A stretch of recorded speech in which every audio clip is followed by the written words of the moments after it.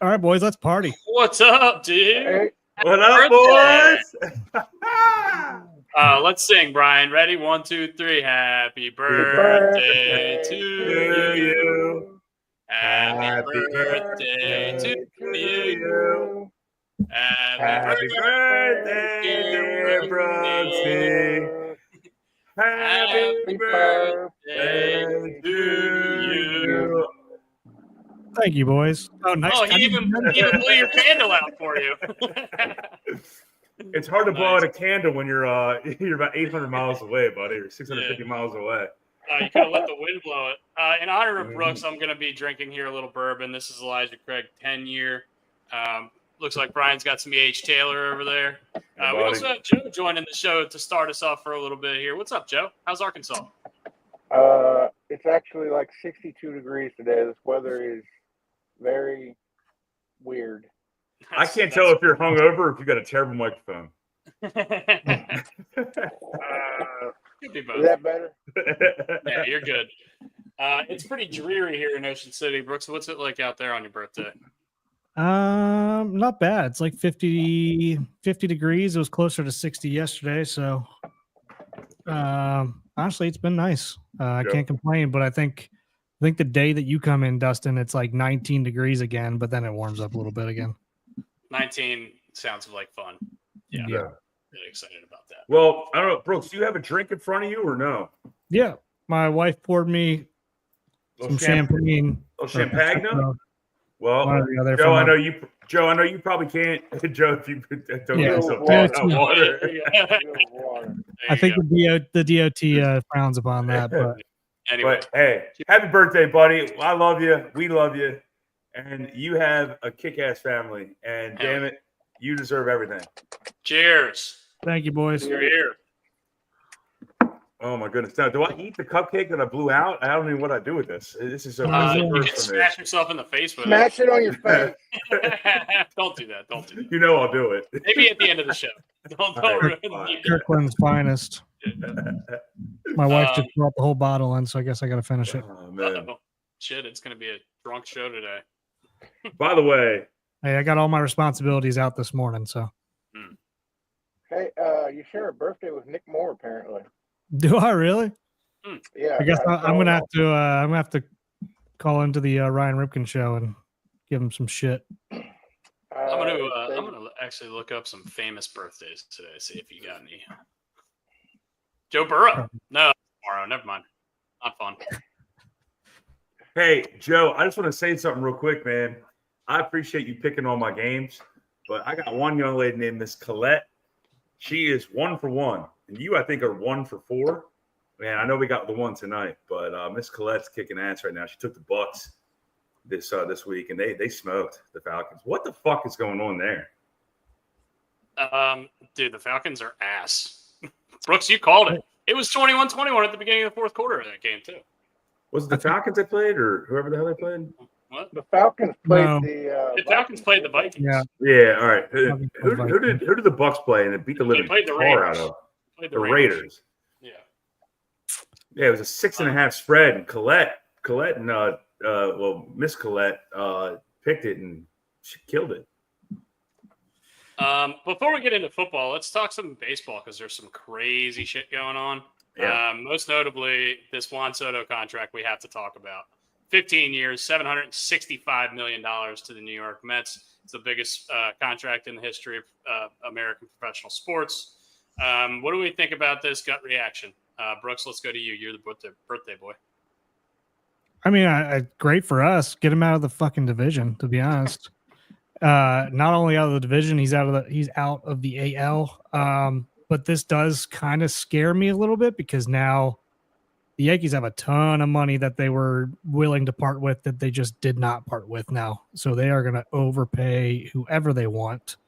And honestly, they could just start gobbling up whoever they want at this point, which I could definitely see. I think they get Burns at this. I think that's kind of a shoe-in now because they're going to start panicking a little bit in terms of like, hey, we didn't get Soto. Let's get some other big name guys. I think they go get Santander. I mean, I think they can make a heavy run at Fried too.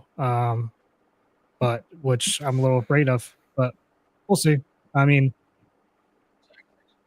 I love that he's out of the division, though. I think this is and Brooks, it's your birthday, so enjoy it. But I think you're overreacting. I do think they have a ton of money they can use. Do I think they go get a Freed? Yes.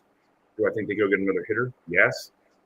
They're going to dump off DJ LeMahieu's contract, most likely, if it's not already dumped for the contract detail. And Rizzo as well. And Rizzo, they're dumping that. Yeah. So they're going to get people, but I don't want to have overreaction. I don't want to. We always talk about week-to-week bullshit with the NFL. I don't want to have one signing, just like the Blake Snell stuff we had the other week, all of a sudden screwing up what we think. I do think Freed ends up as a Red Sox or a Yankee, which I hate because I really want him as an Oriole. But I definitely see Santander going west, not east. Joe, what do you think? I'm kind of with Brian. I think Tony would rather play where it's warm all the time on like a 3-year deal to just get those numbers up and keep them consistent, because he can't hit below 70-degree weather. I mean, he only hits in the middle of the year. Town put out that stat, and it's pretty consistent. So if the Mariners want to throw him some money, I don't think Tony's I need a bag now guy. I think he'll know if he signs a 3-year deal now, he can. I mean, the Yankees or the Mets rather just paid Soto to play till he's 41. Yeah. So if you go out there and do well for 3 years, and if he signs with Mariners, then in 3 years maybe he goes to the Giants for that 10-year bag. Yeah. The deal from what I've listened to, and since this deal has occurred, is that it's a 5-year deal, even though it says 15 years. So it's a 5-year deal with a team option and a player option. They can cut ties. Now that could mean that he opts out and then gets another big ass contract. But I honestly believe that this is a 5-year deal, and then he's going to end up moving somewhere else. So it's contingent though. So here's the catch. It's 15 years, but there's an opt out after 5 years for him. Oh, all right. No, sorry, for the team. Or no, for him. However, the team has the option to nix the opt out, but they have to up the average annual value from $51 million to $55 million. Okay. So after 5 years, the Mets will be able to decide if Soto is still killing it and if he wants to leave and get a new contract. If he wants to opt out and the Mets say, no, you can't, they can just pay the bag and just pay him the extra $5 million a year, and that's how the contract. And if he doesn't, that's how this contract gets up to $805 million. Mm-hmm. What is that? What the hell was that? All right. Did you just fart, Joe? What the hell was that? It came out of your butt, man. No, the truck beeps if it sits idle for too long. I honestly like that deal, and there's got to be a checks and balances system with the numbers that people are throwing around now. I mean, you're almost paying this guy $1 billion. It's ridiculous. Look, gut reaction from me, that's just way too much money. I have no idea. I thought, like Jeff Passan reported, I thought it was going to be somewhere in the high fives, low sixes, somewhere around 625 is where he thought it would land. I think they got bid up like crazy from the Yankees. And by the way, the Yankees, if you're a Yankee fan or if you think the Yankees cheaped out on this, they did not. They offered him basically the same contract, 16 years, $760 million. So one more year for a little bit less money. But it just seemed like the Mets were going to offer the most money at the end of the day. And I think that's what Boris and Soto were looking for, was the biggest bag. Also, Soto got basically his pick of the litter. Two different contracts, basically exactly the same. And he chose the Mets. And does it say maybe Soto believes in the Mets organization and their future a little bit more than he does the Yankees at this point? I don't know. I mean, that's interesting. It's super interesting. I mean, it sucks if you're a Yankee fan because they gave up so much shit to get Soto last offseason, and basically a 1-year rental. I mean, this is a terrible front office move. Yeah, I just I think he went for, like, not necessarily. I mean, it's a lot more AAV, right, for him to go with the Mets, and plus he has that 5-year opt out. and the Yeah. potential to make over 800. So he's Yes. got a lot more wiggle room there and a lot more leverage. So why wouldn't he go with that? So, but I mean, if you're a Yankees fan, you can't be mad about what Steinbrenner did. I mean, he made the best offer, obviously, besides them, probably. I did hear, I don't know if this is true or not, but I did hear Pittsburgh was like in the mix. That was the unknown team that everybody was really surprised about. No What? way. But No way. I'm feeling like that's a lie. The No Steelers way. or the Pirates? It had to be the Steelers because I think Soto's contract's worth more than the stadium that the Pittsburgh Pirates play in. I mean, that's just what I mean. It came across when I was watching Carabas earlier as well. Yeah. And he's like, I don't know how true that is yet before looking into it, but there was an unknown team that they kept saying would be very surprised about. Yeah. Sorry, go ahead. And it's $75 million tomorrow, as soon as he signs on the dot. Yeah. Blake Yeah. Snell, I mean, that's the more, 51. Joe, Thought you're Blake right. was- No deferred 51 money. was bad. That's the 70 most surprising thing. Is no 75. deferred money at all. Yeah. Crazy because this is, if you look at the Ohtani contract, because all that money is deferred so far, in real like life dollars, what the Dodgers are paying him is somewhere in the like mid $400 million range. I mean, this is earth-shatteringly high, especially for a guy who doesn't pitch and hit like Shohei Ohtani does. I know he's 26 years old, and I know he's young, and he's been successful. But it's just so much. It feels like way too much money, but whatever. I mean, Steve Cohen's got it. Why not spend it? I'm going to pontificate here. Thank you, Dusty. This is a terrible contract. It's awful. Even at the 5-year mark, it's terrible. It makes no sense whatsoever. He can only hit. And I'm not saying only hit. He still is a serviceable fielder, but he's not a great fielder. No, he he's can't not good. pitch. He can't pitch like Ohtani does, who got $700 million. So he is a singular player, and he is a great hitter. He might even be a generational hitter because he also doesn't strike out a ton. Yeah. Takes a lot of pitches. Walks Works counts, fouls balls off, which I think actually should be a real statistic if it's not a sabermetric already. But he has a ton of great qualities at bat. But everything outside of that, and apparently he's a terrible clubhouse guy. So what the fuck are we doing here? I'm not going to play the apparently game. Fair enough. But, I mean, it's hard to say. I mean, what are contracts going to look like 15 years from now, you know? Probably a lot more like this. This and is you gonna be a lot more never reasonable. You never get a talent like this. This is the best talent we've seen that has come across to be a free agent at 26 years old since A-Rod. Yeah. So I think Cohen's just playing that game. Like he's playing that game, right? He finally put his dick on the table. Everybody said that he came in, he bought him, he was going to spend money. He spent a little bit of money here and there, but this was his big splash here. And I don't blame him. I don't blame him either. And I kind of like the 5-year opt out because I mean, there's some wiggle room there to get out of this if you want to. 5 years, $70 million. I mean, $70 million a year. That's a whole lot less than 805. Yeah. All right, rank the deal 1 to 10. Go around the room here. Rank the deal 1 to 10. For Soto or for the Mets? For Soto, Mets, it's a 10. There's no from the Mets perspective. Mets perspective. For me, I mean, I think it's like a 6 or 7. I just think they got bid up way too high. Joe, go ahead. 3. I even with the opt out, I mean, they're kind of screwed because if Soto's not performing like 100% the way where he will opt out, they're going to pay that full contract.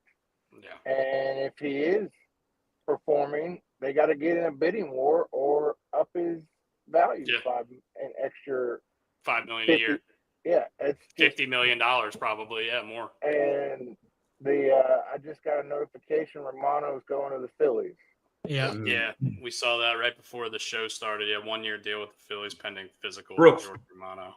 Brooks, what do you got? 1 to 10 scale from the Mets perspective on this deal. I don't. Right now, I would say I'm kind of with Dustin. I think it's a 6 or 7 because they don't give a shit. I mean, again, it's not my money. I don't really care. It's whatever it's worth to the franchise, and we can't really. it's hard to grade a contract when before it happens. Yeah. when it's a 15-year deal, right? Yeah. Maybe when we get 8 years into it, we can start to reassess. But Sure. Joe, I see you're getting back on the road, baby. Yeah, Thank you for joining us, baby. Thank you. Yeah, man. No problem, guys. Thank All you, Joe. right. You're the man. Shout dude. out to Joe. He's our Huckleberry. He's the man. Joe, keep watching. Have a great day. Thank you very much. I'm gonna go 4.5, and Yeah. I agree with what both of you have said. I'm gonna go 4.5 because injuries are gonna play a role at some point or another. Look, bodies break down. He'll be up for his renewal at 31 because he's 26. I don't know if he turns 27 before the season starts or not. Yeah, I don't know. So he'll be 31 or 32. His Well, birth. He just turned 26 in October. Okay. Like, do I hate it? No. Do I love it? No. This would be really cool. All right.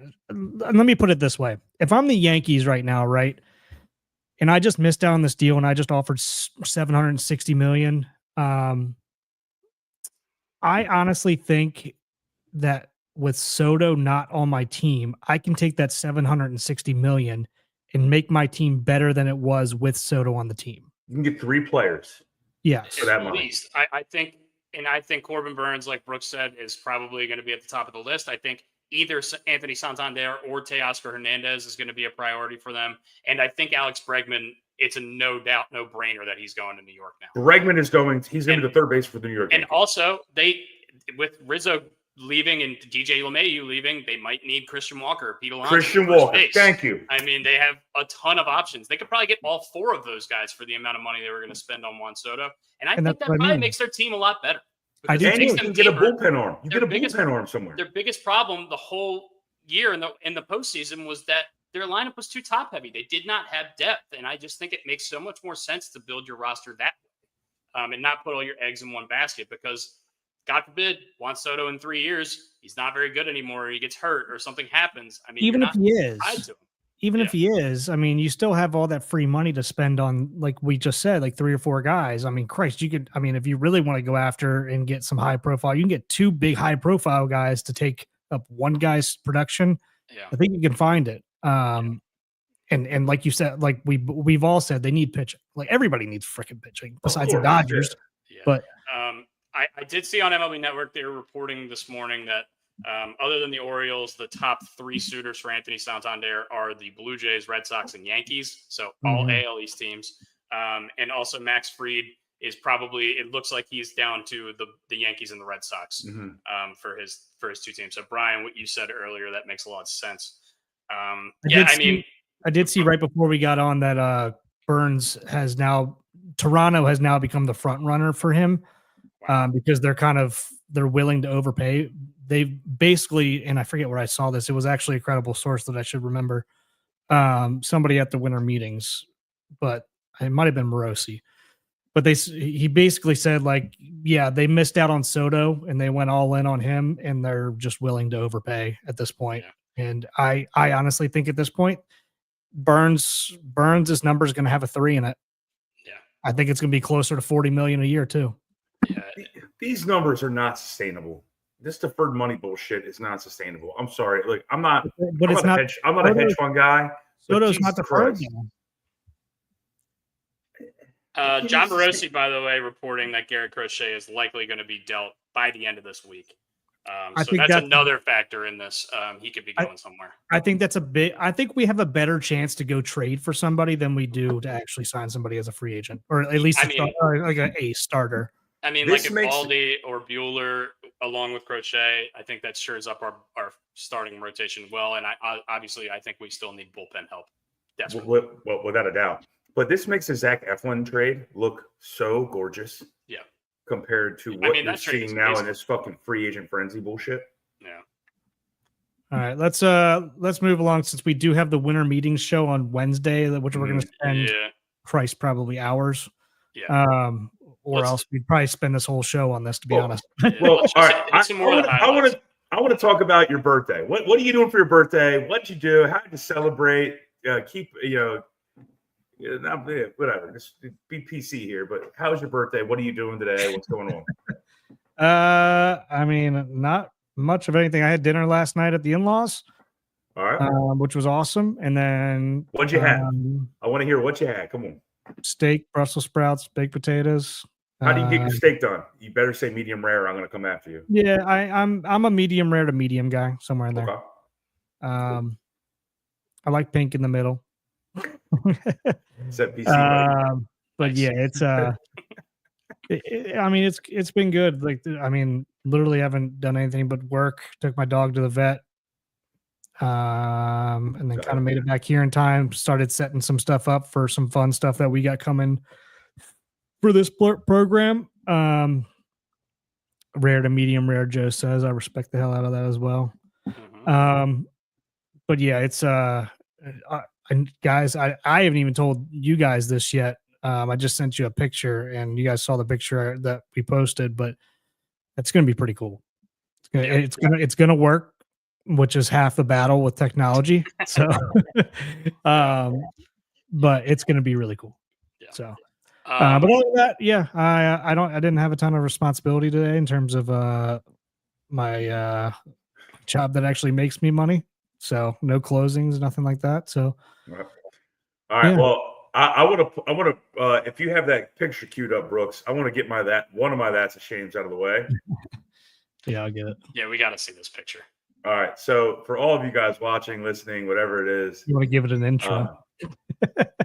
For those of you watching, and if you're listening, please pull this up on YouTube and just watch this stupid photo that's about to pop up here, because boy band Brooks is about to. The triple Bs. Yeah. This is my that's a shame. Brooks's profile picture when he's in Millersville is absolutely god awful. You're like you're the fourth Hanson brother. Like, what is going on, dude? Yeah, I know. Brooks is trying to get it up on the screen. While he gets it up, Terps football lands 5-star recruit. Terps football. I don't know how. We'll figure it out. Anyway, Terps football lands 5-star recruit, local kid, number like 6 or 8 ranked kid in the country, depending on what ranking you're looking at. But 5-star recruit all across the board, and top defender, and yeah, top defender in the class in most rankings. So really good. I mean, it's a 2026 guy, so obviously a lot of stuff could happen in between now and then, but. That's really cool. We don't get big names like that in Maryland football very often. Also, the basketball team played a really good game against Purdue yesterday, which I was able to watch a lot of the first half, not a lot of the second half, but lost by 5 points. Same thing we said about the Marquette game. Really hung with them. Queen looked really good, I mean, it sucks saying you lose. It's a good loss, but we've had 2 losses this year, and they were both against really good teams, and we played them both tough, and it looked like they were both 50-50 games. Brian, do you have any thoughts on the Terps? But moral victories don't really exist to me, because I think that's an absolute bullshit statement. But that being said, and I'm not saying that we're saying moral victories for Maryland Terrapins. They just look good. And this is a team that is young, that with some veteran talent on the back end, but the young talent is without a doubt the top heavy part of it.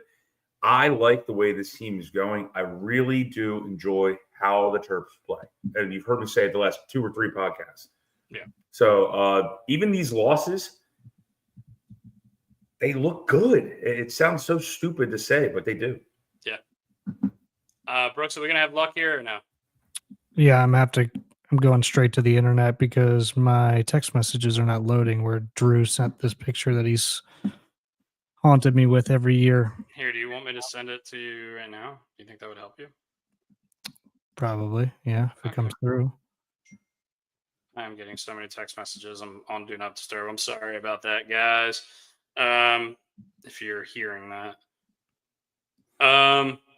What do we think about the 2 Orioles contracts that happened this weekend? We didn't even talk about those. I think we have to talk about those a little bit. We'll save a lot of the stuff for Wednesday, but I mean, we have to at least touch on Tyler O'Neill and Gary Sanchez. Brooks, you have thoughts on the Gary Sanchez deal, I know, for sure. Yeah, I don't love it. But I could be wrong here, though. It's I hate that we paid him $8.5 million, right? I just feel like we could have gotten McCann back for that. I I know what the defensive stats say. It says that Sanchez is a little bit better, but to be honest with you, I don't trust the defensive metrics. It's just not true. McCann is It's clearly not, a better catcher defensively. play the eye test here. We've been watching him for 10 years now or so. Yeah. I just can't sit here with a straight face and tell you that he's a better catcher. And I'm sitting here looking at the numbers from last year. And I mean, we can sit here and say like, hey, Gary's going to give us more pop and all this different stuff. He had 3 more home runs than McCann last year and 30 more bats. His average was worse. He struck out a whole lot more. Their average against lefties, which is our big problem, is the same basically.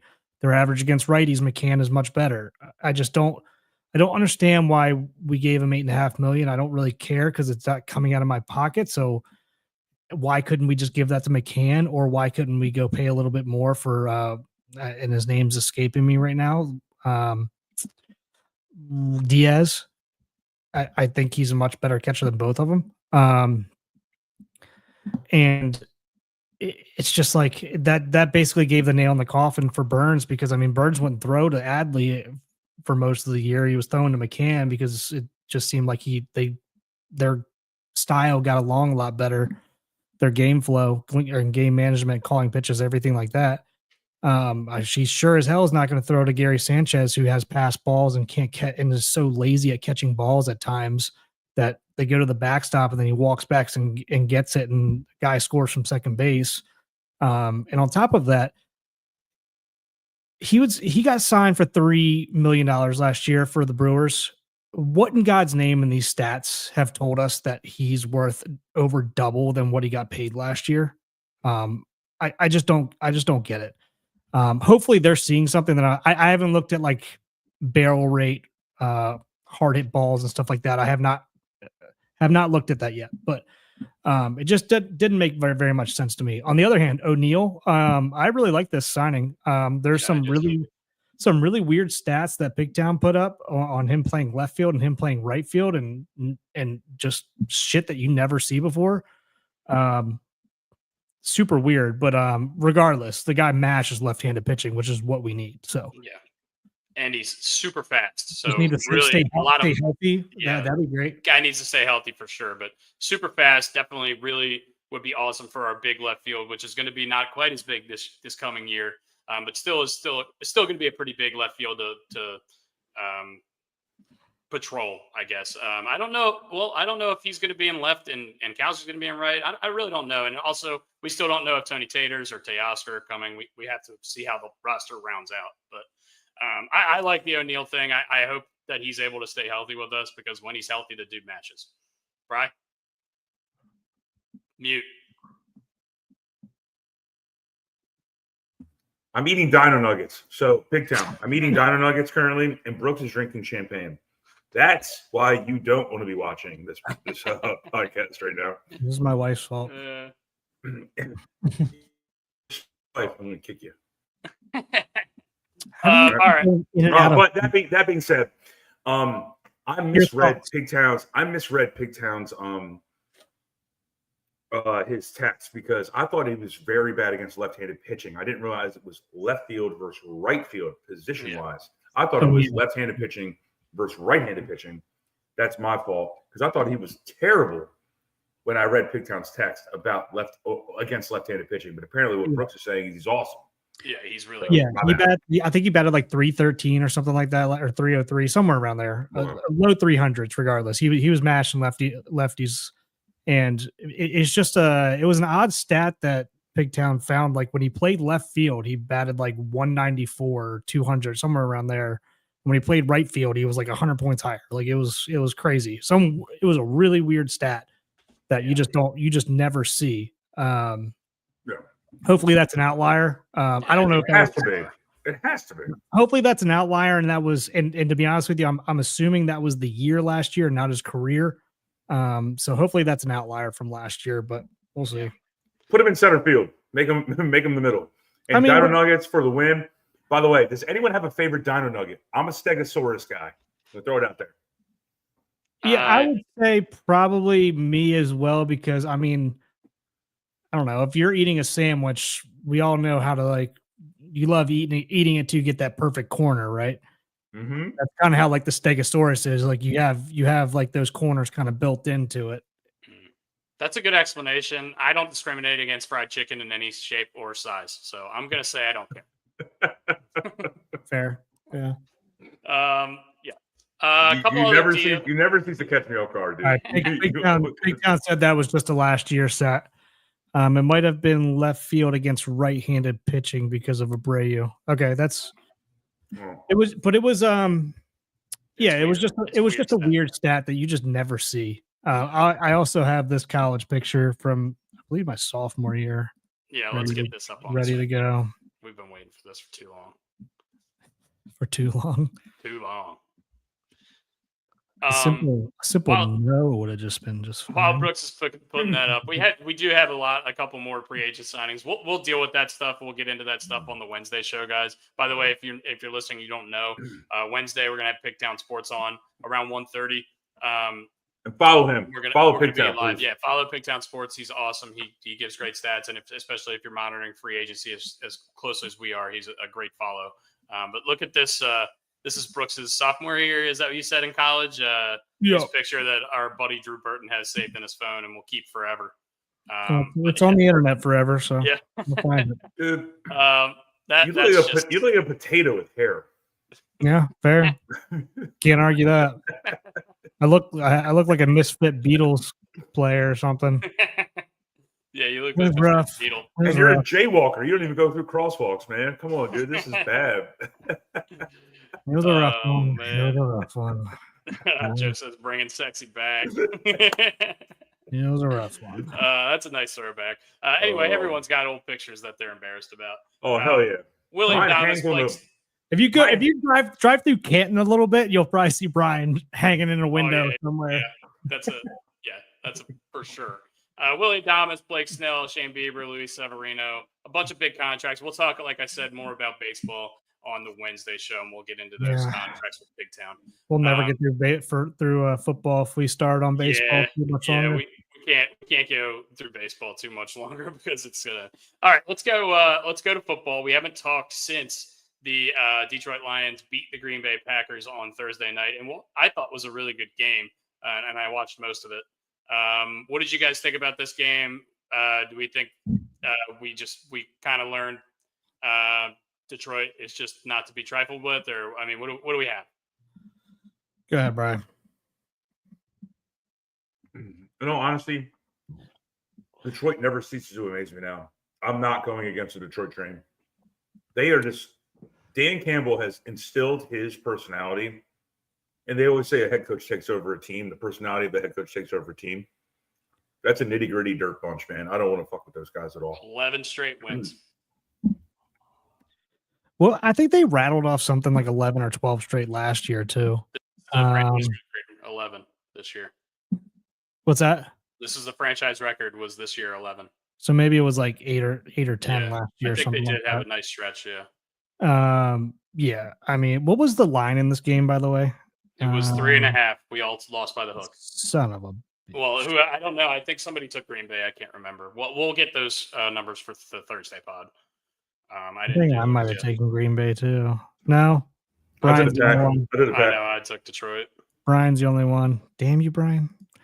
Yeah. I mean, hey, look, between the Bucks and the Pack, I'm hot right now. I'm Hansel hot. Hansel. Blue Steel. I can only turn left. Anyway. Yeah, I mean, for me, I agree. I think Detroit is incredible. Like we've said, they have the most answers. Green Bay looked a little bit better. I think Jordan Love looked a little bit better in this game. Josh Jacobs is really good. Obviously, 3 touchdowns. Christian Watson caught a couple passes in this game, which is new for him. He usually doesn't do that. But yeah, I had another 4-leg touchdown bet that didn't hit because Tim Patrick decided he wanted to get the goal line targets instead of Sam Laporta this week. Do you see my who I started this week in fantasy? I did not. Against PC? No, in the Island League. I have Jaden Reed, I believe. I have Jaden Reed. I have Christian Watson. Yeah, big fat bagel. So I had him, Christian Watson, and Jameson Williams, Yeah. and I chose to go with Reed, And he put up the bagel, baby. big fat bagel, Big fat bagel. which is ultimately probably gonna bump me, but Yeah. we'll see. The, Well, I the think you're BFB, solid. big fat bagel. Huh, I need never heard that one. BFB. I need Jamar Chase to do some special stuff here tonight to help me out. I mean, if there's a guy in the league you want to do special stuff on a Monday Night Football game, Jamar Chase is a good bet. I think it might be Deshaun Watson. Shut Too up. soon? But Detroit cemented Mhm. themselves at the top of the NFC as they have been all season. Green Bay takes a backseat. They are certainly a wild card team at this point.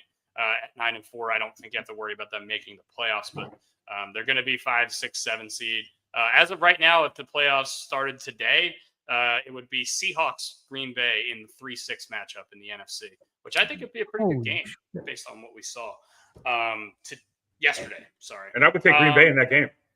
Yeah. But I would take Green Bay in that obviously, game. 4 more weeks left, so it could change a lot. Yeah, Jacksonville, Tennessee. We don't need to talk about this at all, unless you guys have anything you want to talk about. Just skip past Look it. at the score. Do we Just need to skip talk past about it? No, just skip past it. These I've teams are taken both more 3 and 10. shits between the time that game ended and now than they had points scored.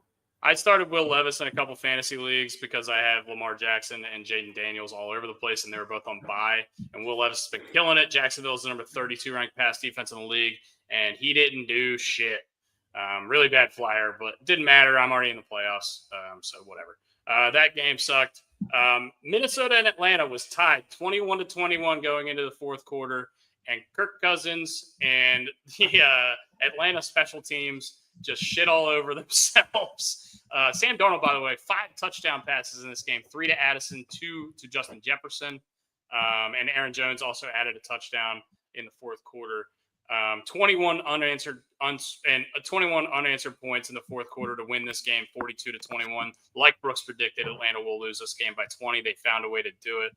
The Kirk Cousins revenge game does not come to fruition like we all wanted. What do we have on this? Atlanta is floundering after a good start to the season. What do they do here? What do they do here? Do you go to Penix? Do you not go to Penix? I think you got to think about it. I mean, they have a chance to win the division. Not think about it. What do you do? If you're coaching, what do you do? Do you go to him or do you not go to him? Brooks? I would. I mean, Kirk looks like he's washed right now. He looks bad. I mean, he looks bad, and it's not been a couple weeks. It's been about 4 weeks in a row now. And this isn't medical. This is who he is right now. Last 4 games, 0 touchdown passes, 8 interceptions. 8 interceptions. Yeah.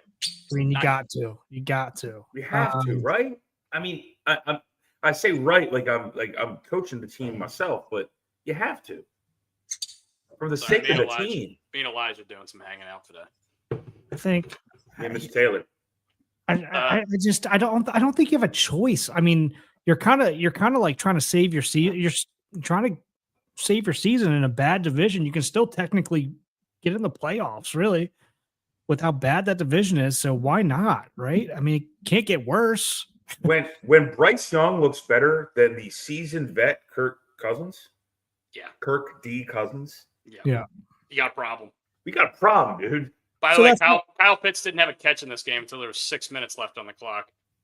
What's going on? What is happening there? And Raheem Morris, figure it out, dude. Figure it out because right now, Bill Belichick's giggling his dick off while he's down in Chapel Hill talking to North Carolina about a job he's not going to take is to put feet to the fire for all these other NFL teams. Raheem Morris, suck on that. All right, dude. If Bill Belichick takes over from Mac Brown at North Carolina, it'd be fucking hilarious. Can you imagine getting recruited by Bill Belichick? He walks in and goes, "You want to play for me?" Like, he wouldn't walk in. Cool, go fuck yourself. He wouldn't be on any of the visits. Yeah. Nope, you're right. He would send his dog. He would send his dog Nike to. Apparently nobody does visits anymore. I was listening about this again today too. Dion. I'm learning Dion, and apparently this is league wide or college wide, I guess now that nobody does visits anymore. another Brianism. We needed another Brianism. So since we're on this game, this is my that's a shame for the week. So this was the Kirk Cousins Bowl. He was back in Minnesota. and everybody was happy to see him. Obviously, Minnesota still appreciates him, and they either had T-shirts or bags or something like that, but they spelled his name wrong. They spelled it Kurt. Kurt. Thank you, Kirk Cousins. Kurt which Cousins. I can understand. I can understand, but you can't sit here and say how much you love Kirk Cousins and not spell his name right, or even close. That's a mistake that people have been making, I think, I feel like for a while. Excuse I me. know, but if he plays for your team, you should know. Yeah. For 6 years, 8 years, something like that. Last thing on this game, because we haven't talked about the Minnesota side. Minnesota's still 1 game back of Detroit, by the way. Still have to play them. They're 11-2. They're real at this point. It seems like they're back. At this point in the season, do we think, just make a prediction for the beginning of next year, is Sam Darnold the starting quarterback for the Minnesota Vikings in week 1 next year? Yes or no? Brooks, yes or no? This is what everyone's been talking about today. Like, how can you not re-sign him? How can you not re-sign him at this point? Is it you're looking at like a Baker Geno kind of deal, like a 3-year, $100 million kind of thing? You have to. to. Is that what you like? Unless I could see Las Vegas coming in and paying him a lot. No, because they're going to have the number 1 pick. They're going to take Shedeur Sanders. But do you think they'll take Travis Hunter, dude? I think they'll take Shedeur Sanders. You take the quarterback, you get that rookie deal. Second, Sam Darnold to the Giants to stick it in the Jets' face. I don't think Sam wants to go there. I think he'd rather just stay in Minnesota. Yeah. And then they still had McCarthy in Minnesota too. I wouldn't hate it from Minnesota's perspective. JJ McCarthy's young as shit. He's 21, 22 years old. If he can sit for a couple years, learn similar to like what Jordan Love did. I think that would be a good move for the organization. Their defense is playing their ass off with a team that didn't have a lot of projected. Their defense wasn't projected to be very good talent-wise, and they've really proven otherwise. Brian Flores, once again, flowers to him, does such a good job there. I think Kevin O'Connell should be in the running for Coach of the Year by having 11 wins with this team. And somehow I don't know if I'd bet on him in a playoff game. I just don't. I know. Because they had that little stretch in the middle there that they kind of went into a little lull. But they were still winning. I know, but like, what are you worried about? A couple weeks, yeah. They were Do you give it? Hey, who did the Ravens beat in Week 6 when they won the Super Bowl in 2012? No one gives a shit. Well, I agree. They won the last game of the year. That's all that matters. I agree, but it puts doubt in my mind that they could have a clunker. You know what I mean? Sure. All right. Yeah. That's kind of like where I'm getting at. Yeah. All right. Even though Sam Darnold fucking slings it, man. He has a rocket for an arm. Yeah. Yeah. I mean, look, I think we're going to have a lot of discussions about them moving forward because they're certainly going to be a playoff team. I mean, they've won 11 games already. They could lose out and still get probably a 5 or 6 seed. Anyway, let's move on. Next game, we don't have to talk about much. New Orleans versus the Giants. The Rizzler, by the way. I do want to say one thing.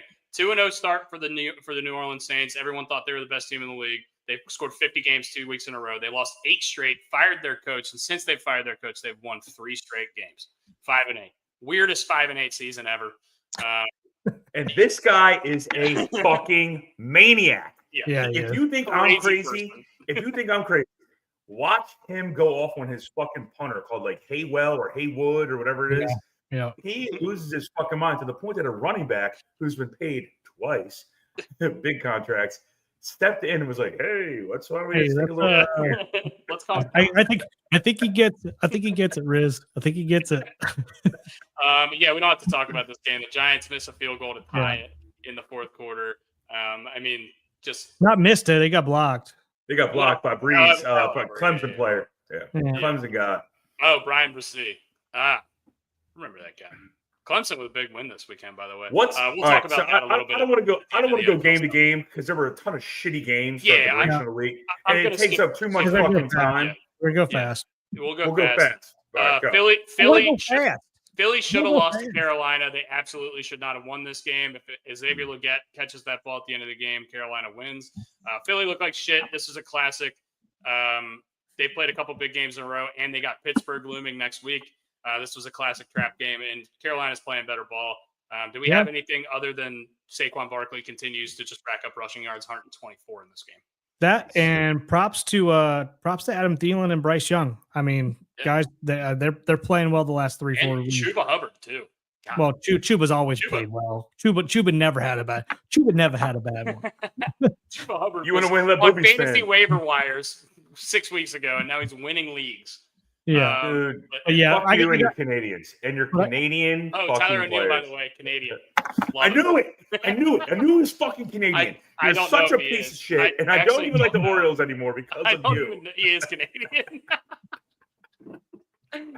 No, I mean, I just don't think it could be understated because everybody wrote off Bryce Young at this point in his career, saying like he was never going to be an NFL quarterback again, and now he's playing pretty damn good football here the last 3-4 weeks. So props to him for being fucking mentally strong and figuring out a way. My blood pressure is not strong right now because it is. I'm so pissed off by the Canadian shit in Dustin. I hate it. Oh, I swear to God, I'm gonna tattoo a maple leaf on the back of your head when you fall asleep one day around me drunk. I mean, it is a cool thing. Man. Also, it sucks for actually, give me my that's a shame. Jonathan Brooks just worked his way all the way back from this this knee injury, tore his ACL playing for Texas last year. Was going to be a high draft pick, ended up falling, I think, to the 3rd or 4th round because he had a torn ACL. Comes back, finally gets his first playing time last week, and then comes in this week and tears his ACL again. Same one? Yes, same ACL. Second time in 13 months for that. That sucks for him. I feel so bad for that guy. I've never been through this. I don't know if you guys have ever been through a massive ligament injury. I don't know, but if you have, please share. I just know that the people that I've been around, high school kids, college kids, you go into a little bit of a dark place. I'm not talking about mental health. I'm just really talking about like from an athletic perspective. You're not around the team anymore. You're just rehabbing yourself. You're not in the dugout. You're not in the locker room. You're not in whatever sport you're playing. That's got to be so mentally taxing. Oh, yeah. It's got to be worse. Brooks has nothing to add. Yeah, I mean, where am I going to do it? He's right. I can see Caitlin in the background. She's moving something. Yeah. There's a reflection in the in your glass there. Hey, you need to put clothes back on, babe. Well, hey, all I saw was hair, dude. Last thing on this game, Philadelphia improves to 11-2, tying them with the second best record in the NFC, with Minnesota behind Detroit. Interestingly enough, Philadelphia's 2 losses. Can you tell me who they were? Do you know? Ooh, Dallas. Nope. The Giants. I got the Giants written all over this. The Philadelphia Eagles have lost to 2 teams, both of them in the NFC South. They lost to Tampa and Atlanta. Tampa is also the only team who beat Detroit this year, telling me Tampa can beat the best teams in the league because they have beat the 2 best teams in the NFC this year. Or does every team just take a break against that division? Maybe, I don't know. But anyway, I just thought that was a weird stat. Philly's rolling. I think they've won 9 straight now. They just look incredible, and they have the most unstoppable play in sports, and they have the most unstoppable running back in the league. To add to that, let's go into this game a little bit because it's a divisional matchup. Pittsburgh takes care of business against the Cleveland Browns, who looked really good against the Denver Broncos on offense, at least last week. David Njoku has another big game. Freiermuth has another touchdown. Najee has another touchdown. But Pittsburgh just taking care of business. Their defense is great. They gave up 7 points in the first, 7 points in the fourth, nothing in the second and third quarters of this game. I think, it sucks as a Ravens fan. Pittsburgh's 10-3. I know we still have to play them, but it looks like the division is starting to wrap up here. Boys, what do we think? Yeah, I agree. I mean, there's nothing else to, pontificate on. You're right. You're right. You get one per show from now on. Yeah, henceforth. Yeah. Once more into the breach, dear friends. What are you, fucking Shakespeare over here? Hi, is that Bill over there? Hi, is that Bill Shakespeare? Brooks, anything on Cleveland, Pittsburgh, or do you agree with me? Yeah, I mean, this was probably the score you would have predicted going into this game. Yeah. So, I mean, I don't think it's that. Yeah. I don't think we got to spend a ton of time on it. Yeah. Russell Wilson still looks good, which is scary, even without George Pickens. I don't like that. So, yeah, But I mean, we'll see what happens. Miami and the Jets played football today. I don't even know who won this game. Miami won in overtime. Who cares? This game sucks. Good for Devontae Adams. He had a huge game for my fantasy team, which ended up losing anyway. Brian, what do you got? Aaron Rodgers, reap and sow what you got. Randall Cobb is smiling somewhere on his couch, knowing he's not on the team anymore. We're going to move on.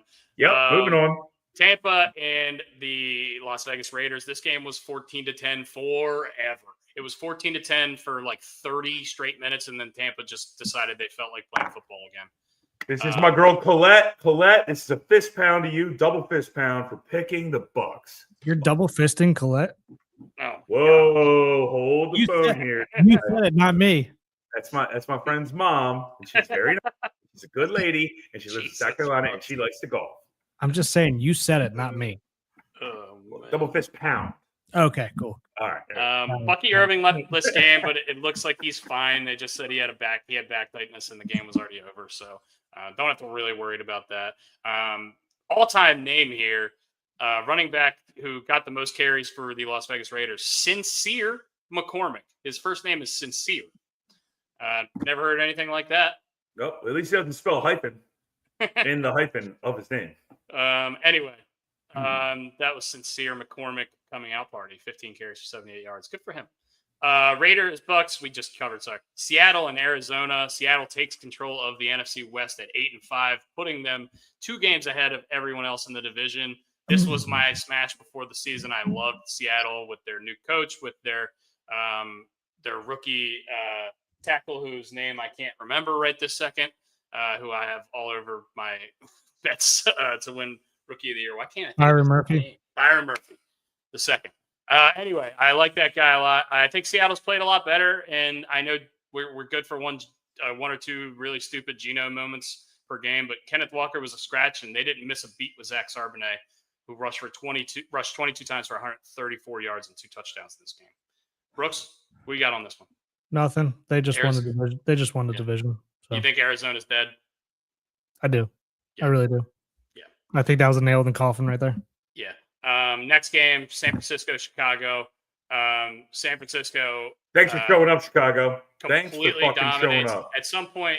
So much for that coaching bump. Yeah, coach bump gone. At some point, San Francisco had over 300 yards of offense, and the Bears had 2 total yards of offense. I don't know if that's what it ended up being at the end of this game, but real ugly. Garendo, the running back, the third-string running back for the San Francisco 49ers, had 78 yards and 2 touchdowns. Biggest fantasy waiver wire guy, and he got hurt in this game. So who knows who's going to be playing running back for San Francisco? Certainly, Deebo Samuel is not on the field at all since I traded Brooks for him. It looks like I should have just kept trading. Yeah, a lot of people were pretty pissed about that trade, huh? I feel like I'm doing pretty well on that one. Since I made that trade, Trey McBride in 3 weeks has 65 fantasy points, and Deebo Samuel has 8 in 3 weeks. 8. Brooks, everyone thought we were colluding in the league about this one. They were like, "Oh, Brooks is just giving Deebo to Dustin so he can win the league, and they'll split the pot." I'm like, he's out for blood, dude. I should have been running 12 personnel the whole time with him and Kittle. It was so stupid. Anyway, the game of the day. Drink your damn Prosecco and stop flexing. I'm gonna drink to this game. I mean, I feel pretty good about it. Brooks's or Brian's new segment. That's amazing. That's a shame. The opposite of that's a shame. That's amazing. Buffalo versus the Rams. That's amazing. Brian, go into detail. Josh Allen, 3 passing and rushing touchdowns. Actually, Brooks wants to go first. Let's go. I got one on Chicago before we go past it. Okay. Is this lining up perfectly or what for Vrabel to go there? I mean, if you want organizational stability, you took the words out of my brain.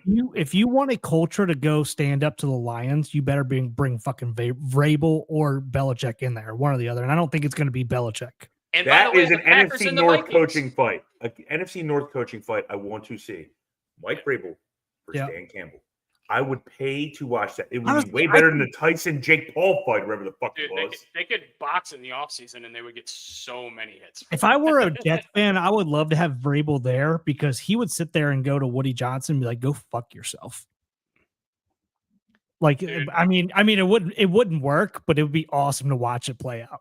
The all-time funny scenario is if Rex Ryan goes back to the Jets and keeps Aaron Rodgers for a year. That would just. I think it's going to happen. I think it's going to happen. There's no way. 100%. I will put money on. All right, I'll make a bet on this. Not a pie to. We got to do something better than a pie to the face. But this is, and this is a long shot bet. So this is a huge long shot, Brooks. There's no way it's happening. I know, but I actually think there's a pretty good chance that this happens. You think that Rex Ryan will go back to the Jets? Mm-hmm. And that Aaron Rodgers and Rex Ryan will be playing football. I don't know. So I don't know if Aaron Rodgers will be there, but I think Rex Ryan goes back to the Jets. Go be in a cave. Wherever he's at. You heard it here first. This is Brooks's bold prediction, and it's his birthday, so we have to go along with it here. I'm giving you a reprieve, man. But let's talk. Can we talk about the football game that is good? Well, Buffalo and the Rams. How good was this game? I would like to say this on this topic. My that was awesome segment here is if you haven't seen it yet, please watch the Ray Davis, who is a rookie running back, and how he honors. He was homeless, and he honors his Baltimore City, baby. His big in quotes his big brother for saving his life, and he honored him with his cleats, and he was at the game. That was awesome moment of the weekend, whatever. It's about a 2.5 to 3 minute video, and it's emotional. I'll put it that way. I didn't see this. I need to go watch this. I didn't realize it. Yeah, I didn't know he was homeless. Now I remember seeing him at, I believe he went to Kentucky, and he was a stud, and he was my sleeper pick in all the fantasy leagues that we all do, yada yada yada. But he just ran like a man who had a baseball bat in his hand the entire time, and so I always respected him. And when he got drafted by Buffalo, I'm like, damn, that's a really good place for him to go. He could be a Raven, he could be a Steeler. He kind of looks like a Raider.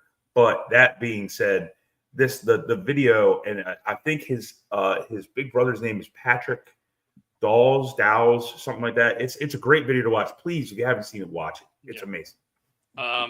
As far as the football goes, and I haven't seen that either, Brooks. I'll have to look because I was frustrated with Ray Davis yesterday because I had to start him in fantasy, and he put up 0 points. But good for him. He's been an awesome story all year. Yeah. But anyway, Josh Allen's 3 passing touchdowns, 3 rushing touchdowns. First player to ever do that, by the way. He won the MVP. He won the MVP yesterday. If he hadn't already won the MVP, he did it yesterday. He has clearly been the best player in the league this year, and they lost the game. They scored 21 points in the fourth quarter. They were losing the whole game. At some point, they were down 18, and it never felt out of hand. And that's a rare thing to say, and it just really takes a special player. Puka Nakua's catch on the sideline was outrageous. That's amazing. That's amazing. Crazy in this game, really the whole Rams offense went crazy in this game. Good for them, and they at 7-6. I mean, look, they're still alive. They got some life. So I didn't watch the second half of this game. I think I watched most of the first half, and I think I checked my fantasy team at halftime, and he was at 0.8 points. Puka Nakua was. And I woke up with 35 points. Yeah. And then I had to watch the highlights and be like, holy shit. Yeah. I mean, he's just unbelievable. He's one of the best blocking receivers in the league by everyone's standards. In addition to the fact that he's an elite possession receiver and obviously can make some crazy shit happen on the sidelines. We saw it yesterday. Good for him. He's awesome. Him and Kupp and Kyron, when they're all running, is fun to watch, man. And Stafford still has it when he has time. That offensive line scares me, though. If they make a deep run, that offensive line is not good. That's a scary team. Yeah, that's a scary team for me. I'm sorry. Yeah. With Stafford and the playoff prowess he has with those 2 receivers, those are dirt dogs. And then you got a gentleman. What's his last name? Begins with Lad, ends with McConkey. That guy's a stud as well. Yeah, he's on the Chargers, idiot. whatever he is. I don't give a fuck. Some LA team. I like the Chargers as well. I mean, I like the both LA teams. Now they have no home field advantage whatsoever. Yeah. Let's transition because this is the next game and actually our final game of the night. Yesterday was the Chargers and the Chiefs.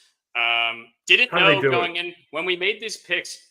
I knew J.K. Dobbins was out. Didn't know McConkey was not going to play in this game. Probably would have changed my pick, but they ended up covering. I think the line here was 4, and they ended up losing by 2.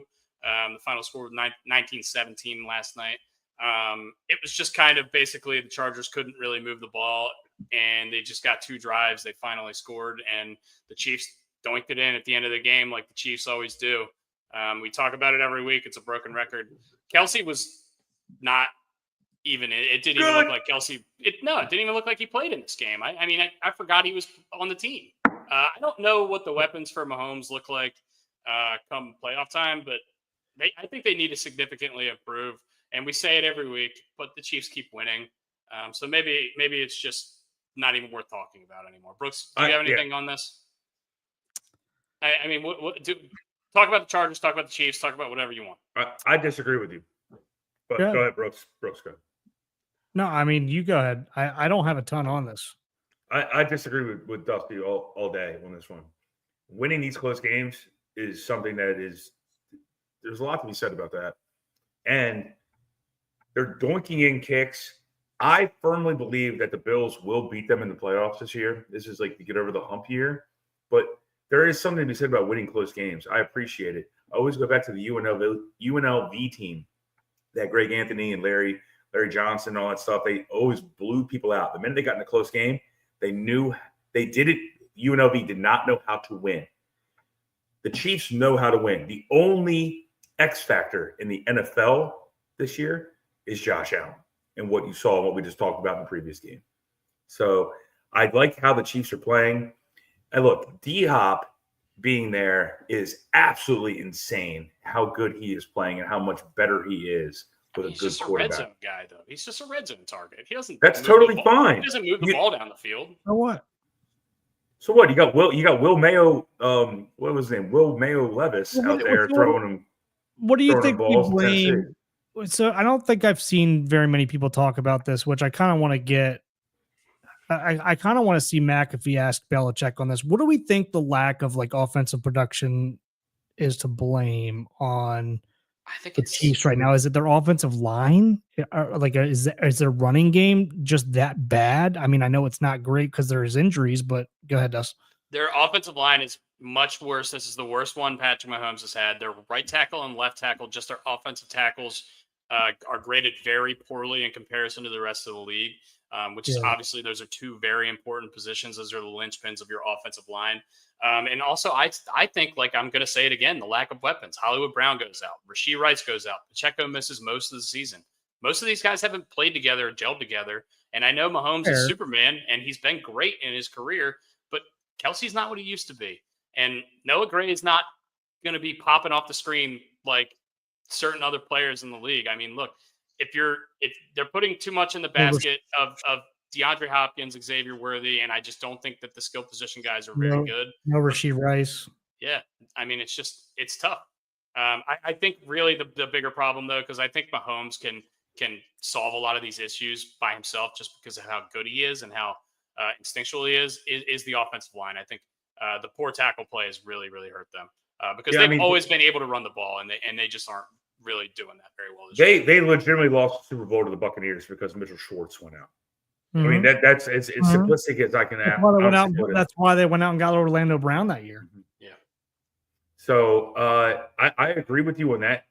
From what you just said there, Dusty, I'll take a team that has moxie and knows how to win and has been there before, even if some of the newer players, younger players haven't been there. Mahomes, Kelsey, even Noah Gray, or whoever the hell their center is. I don't know who the fuck it is. Sure, he's been there for a while. They will tell you to shut up and let's go. Creed Humphrey, he was like a 3rd or 4th round pick like 4 years ago, steal of the draft. Mm-hmm. I just, they'll figure it out. I have a hard time betting. I'm never going to bet them to cover. I'm just not going to. And the eye test tells me that they're going to. I mean, we said this last year though. But I honestly think last year's team was much better than this year's team. But we also said that, without a doubt. but we also said that about last year's team prior to the other teams. So it's like, all right, is this the year that it's actually going to be a problem in the playoffs, right? Because we can all sit here and say like this is not the same team, but I am with Brian here. Winning these games like builds a lot of not only confidence, but like a lot of grit and a lot of like, hey, character. Yeah, we're going to figure out how to win, no matter what. Which scares me, but I also think I'm also in the camp. Like I will say, I'm firmly in the camp that this is the year that I just think there's too many problems, and the offensive line is a very big problem for them. I'm not even going to argue with you, Brooks. That's a great way to put it. Honestly, this is where I really think the Bills win it. I think the Bills win it. But Brian, would I be surprised if like the Chiefs made it again? No. Like, I mean, Christ. Like, even though I think that they're not even the top 3 best teams, maybe, I just think they figure out a way to fucking win the game. So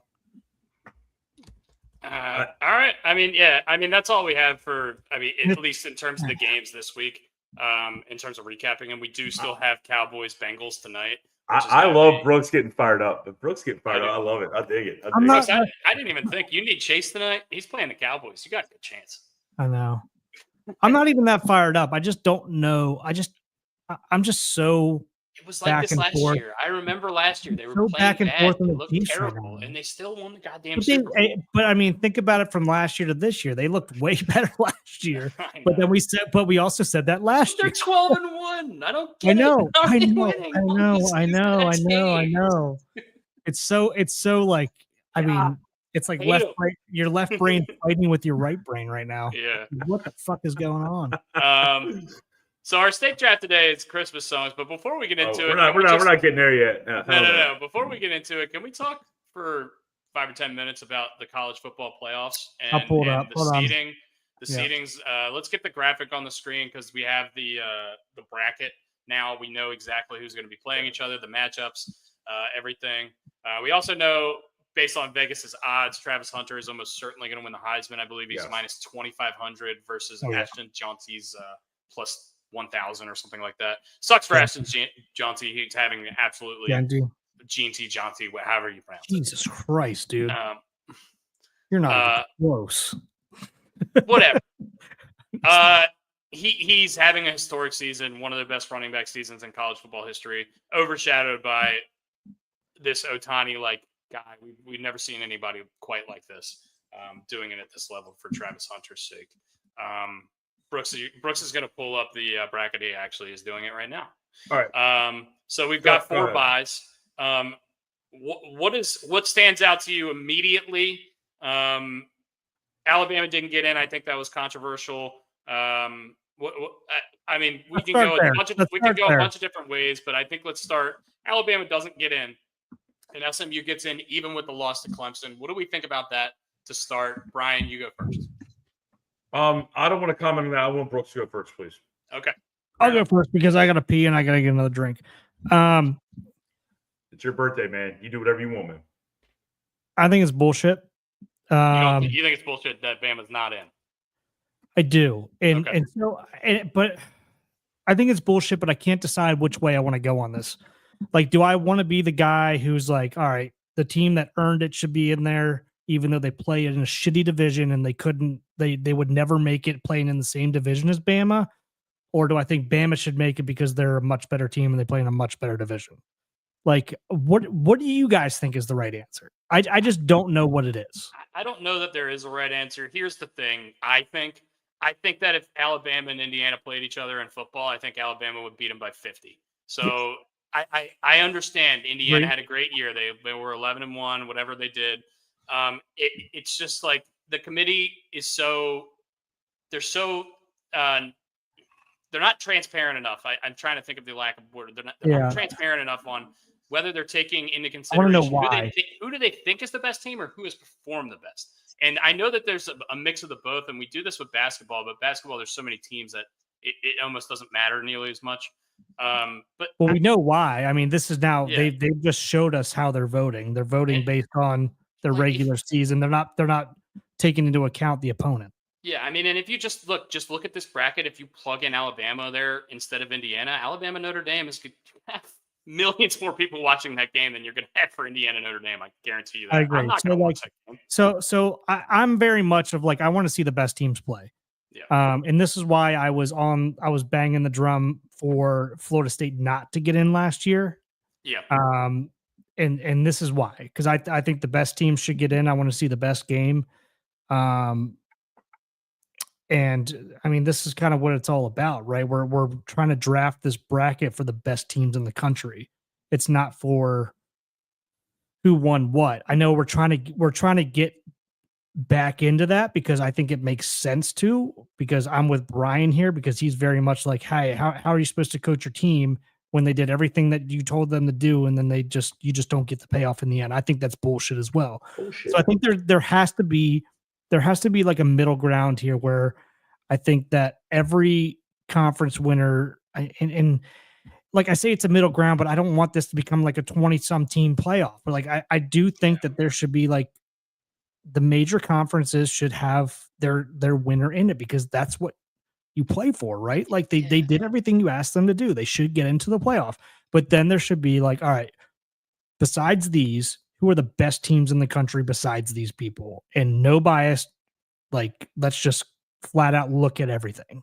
And to be honest with you, it could be six other SEC teams at times. But I mean, that's just the way it is. I mean, there's no denying it. And NIL has leveled the playing field a little bit, because we've seen it this year in SEC. Like, there's people aren't just going to be running through the entire conferences anymore. That's why the SEC had so much more parity this year, and that's why Bama's not in it. And that might be just because of Nick Saban as well. But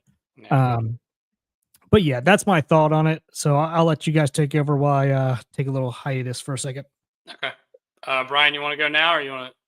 No, I'll go now. Okay. I know Brooks is going to pee. By the way, happy birthday, Brooks. I love you. Before you go, just real quick, I just realized this Elijah Craig tenure is 127 horsepower. Holy shit! 64% alcohol. What are you doing? I don't know. I didn't know it, and this is my second one. It's so smooth. I didn't realize it. I think I'm going to be done after two. Yeah. Well, it's a good thing or a bad thing you didn't notice it. Yeah, Damn it's not good, dude. It's not good. Go ahead, Brian. Sorry, I didn't mean to cut you off. No. I just saw that. I was like, damn, I'm feeling a little buzz. What's going on?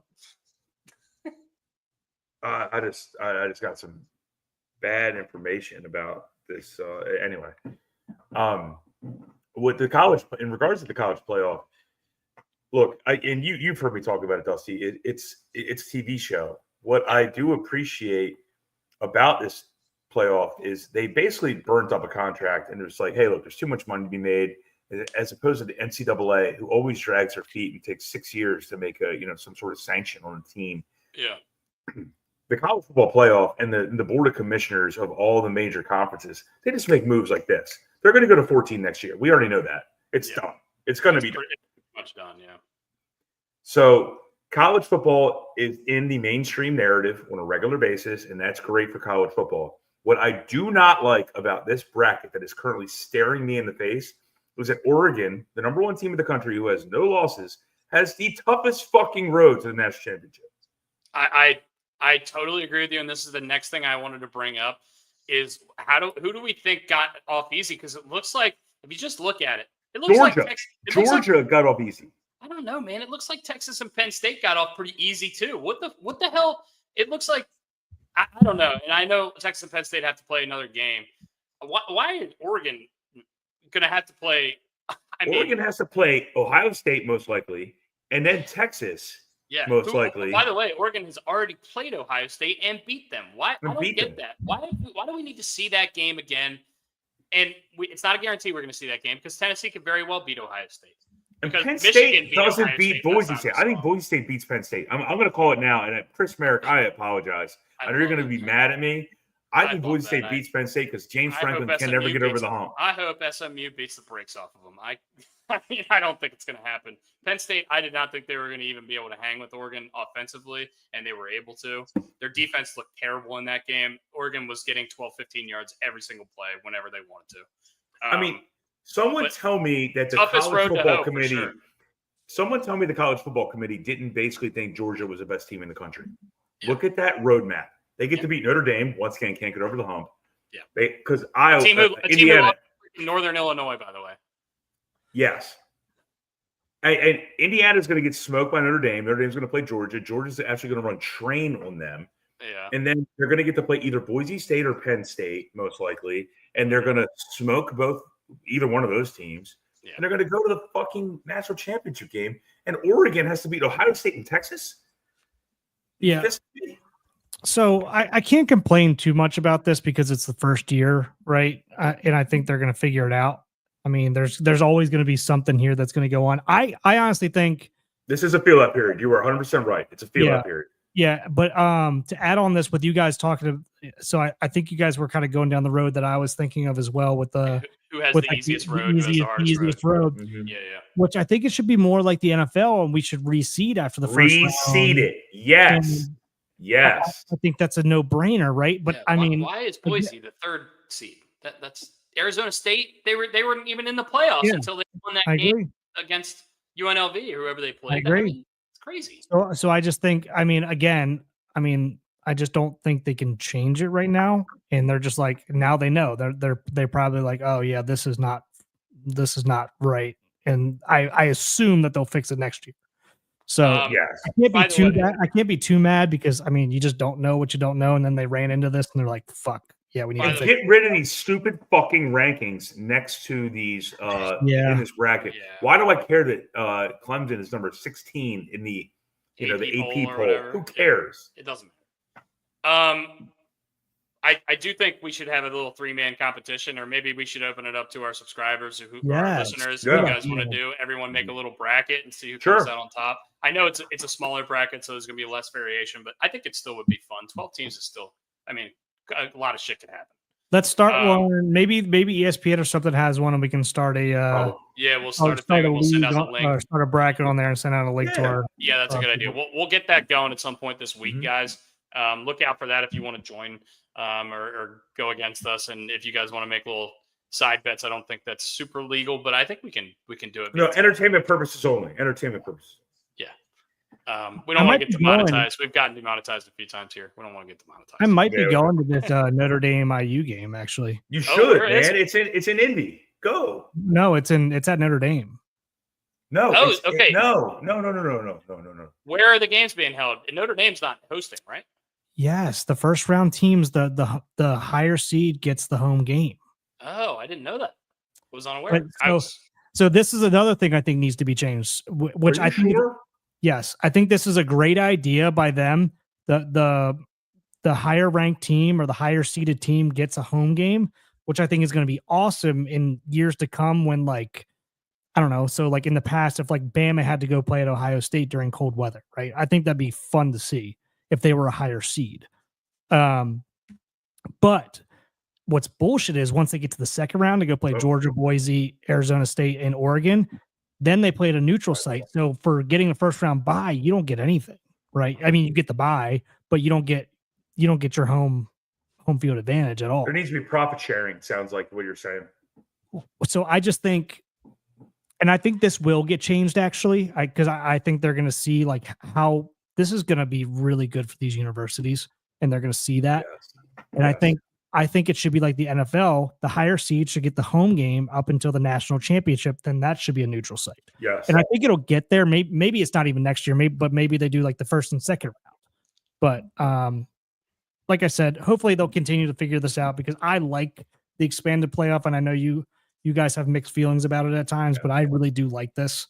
Do I agree with all the teams that are in there? No, but again, this is a feeling out period. Hopefully they figure it out. So we'll see. Brooks, if you agreed, then this wouldn't be fun fodder back and forth. If everyone agreed, like right now, we all agree that Travis Hunter is going to win the Heisman. No one gives a shit about the Heisman Trophy ceremony. Yeah. They want banter. They want back and forth. By they, I mean like just the masses. Can I pose a question here? Sure, please. Can I pose a question here? Who is the low-seeded team here that makes a run? Who do we think is the under the radar team here that can make a run? Do we think it's Huh? Let's 6 just or under? let's just say who's a team you're not expecting that you think could make a run. Do you think Clemson could beat Texas and then beat Arizona? I mean, look, Clemson gets past Texas, they can certainly take care of Arizona State in my eyes. I'm taking Arizona State. I love that Arizona running State, back. wow. I love that running back. Dude, I that can't guy's a stud. He had like 143 Scattle, whatever. in the first I half. like him because you can ground and pound him. I like and his you get name. first downs. And he does a little Heisman thing. He looks like a fucking tractor trailer with no license plate. He is coming after you, baby. Yeah, but if they're a 4 seed, are they like a team that's going to surprise you? They're a 4 seed in a first round bid, which makes zero fucking sense. But so okay, it's just because they won the Big 12, and it's only because the they won. thing we talked about. Yeah, I agree. agree with Brian. I think agree. that's a team that certainly is under the radar. I don't think anybody. I would bet that Arizona State is not in the top. Okay. 8 is not in the top 7 or 8 highest odds to win this thing. Do you want to bet? All right. So who? I'll take Arizona State to go further than Oregon. I'll tell you that right now. I was going to say Tennessee. I think Ohio State is incredibly vulnerable. Oregon, I think they've been the best team in the country all year, but it's so tough to keep winning these games day in, day out, and they have still a tough road to hoe. Oh, that 124 is kicking in, buddy. No, but the what I was going to ask is if we're going to pick like the team that you don't expect, do we want to go off of like the seeding or do we want to go off like this AP ranking? Like which one do you want to go off It of? doesn't need to be official. Just be a feel thing. Just what are you feeling? Do you have a team that you're looking at? I mean, anybody. Like Joe loves SMU. You think SMU beats Penn State and can run? I think either one of those. I think SMU or Boise can both go to the. I think SMU Boise. I would hammer the over in that game. I think it would be like 85-85. I think either one of those teams, like they're both long shots in terms of like that's a 9 and a 10 down there, and then I'm with Brian here. I think Texas is Quinn Ewers does not look that great this year.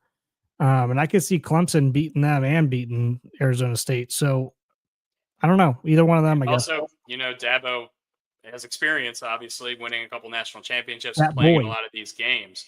Can't spell Dabo without Dabo. Without Dabo. Look at that. Knock on wood, you owe me a Coke. Anyway, I think we kind of went through this. My second, that's a shame, has to do with college football. Okay, go ahead. Kirk Herbstreit's son just signed with Michigan. Wow. He's an Ohio State quarterback. Former Ohio State quarterback. From is his youngest one or the one that was at Clemson? No, his youngest one.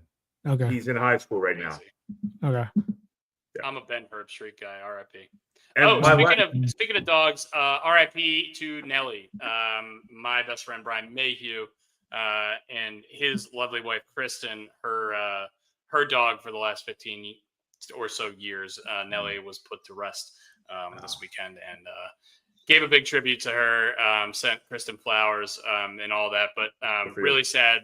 Nelly was awesome, super great dog. Well, anyway. I'm going to say, well done to you, Dustin. Well done. But obviously, that losing an animal is almost worse than. Yeah, I hate to say it. Sometimes losing a person. So they're due for their second child here in about a week. So really, really bad timing, tough timing as well for them. So prayers up to them, and shouts out to them, and I've given them as much support as I possibly can. And I know a lot of people who listen to this show probably who Brian Mayhew is. If you don't, buddy of mine used to bartend in Canton, Ocean City, whatever. Send some love out to him and his family. They're going through a tough week. Of course. Yeah. Because we had similar thing over here with Abby. So right before Banks, yeah. Yeah. So yeah. I was feel you, Brian. I remember rolling over and crying when I heard about Abby dying. Yeah. Damn it was that was not good. I remember walking I smile and use humor to grieve, but I remember that. I was like, I remember walking in and walking into the house and seeing my mom just like sobbing. And I was like, what's wrong? She was like, Abby died. I was like, oh no. Anyway, those We're moving on. We don't need to bring that up. I don't want to bring that up. Brooks, do you have snake draft results from last week? I do. Aha. This is not our Thanksgiving one. This is going to be our Christmas movies one, right? Yeah, but I'm going to give you both results. Christmas songs. Cool, Christmas song. Oh, Christmas movies one. Yeah. We're going to talk about the results from the previous 2 drafts. So sides, I won 17, and Dusty and Brian tied at 13. That's pretty crazy. I thought mine was bad. And Christmas movies, Dusty took it with 13. I had 9, and Brian had 8. Let's go. Thank you for all of you fellow supporters of Harry Potter as Christmas movies. I watch Harry Potter every Christmas. But if we want to go with the overall 26, 26, and 21, Dustin and I tied 26 and 26. I think tie goes to me. You want to go RPS? I'll do it. Nah, you got the recent one. I took first pick last week anyway, which ended up being correct. So I was gonna say, as Chris Bangle would say, we could rock scissors paper it, but the only human being on the face of the planet that's ever says rock scissors paper instead of rock paper scissors is Chris Bangle. Chris Bangle said you can also just scissor. Rock, scissor, paper. Chris Bangle said a lot of things, and we're not going to get into any of them on this show. Yeah, we I don't think they're going to be safe for work. Anyway, I have a tiebreaker. We tied with 13, right? No. Dusty won. Brian, you're going to be last here. This is of all the drafts, I think this one could go a number of ways. I don't know that I don't know that I necessarily love having the number 1 seed here. Yeah, I actually would rather have the 3 pick if I were. Yeah, get that wraparound. I want the wraparound because I don't think there's a clear. I think there's one clear favorite, and that's about it. See, I disagree. I think there's so many. Anyway, so if you guys don't know, we do a snake draft every week, and the snake draft this week, we're doing Christmas themes for the month of December. It's brought to you by Chesapeake Wine Company, the Chaucer, Pig and Rooster, all of our friends. Thank you guys for supporting us. Thank you. I have questions before we start the draft. But yeah, so Christmas. Are we songs, going specific Christmas songs? But are we going specific artists? Okay. I think you can name your favorite when you draft, but you can't have 2 people picking the same song by different artists. Okay. If that's what I mean. Yeah, so if you have a specific thought, Michael Bublé's whatever. You can say, okay, I think Michael Bublé does a really good job at this one, but you don't have to. But nobody, if you take "Rocking Around the Christmas Tree," nobody else can take that from you. Fair enough. Got it. Fair enough. Yeah. I think that would be the best way to do it. You guys agree? Yes, I agree. Cool. All right. So I got to go number 1 here. The way I do this is I make a giant list and I put stars next to the one I really like. And in this case, I have 2 songs that have 2 stars next to them. Ooh. So has there ever been a 3-star that you've done? Well, anything the replacements is automatic 3-star. God damn it! Get out of here with the Sorry, God. I'm probably gonna be roasted no matter which way I go because everyone's gonna have a different opinion here. This is God shutting you down. I think my favorite one, because it's the one I always go to first when I start listening to Christmas music, is "It's Beginning to Look a Lot Like Christmas." And my favorite one is probably the Michael Bublé one. So I'm gonna go "It's Beginning to Look a Lot Like Christmas" at number 1, and I think it's appropriate because it's starting off our Christmas songs draft. So, Brooks, what do you got? Was that your favorite one or no?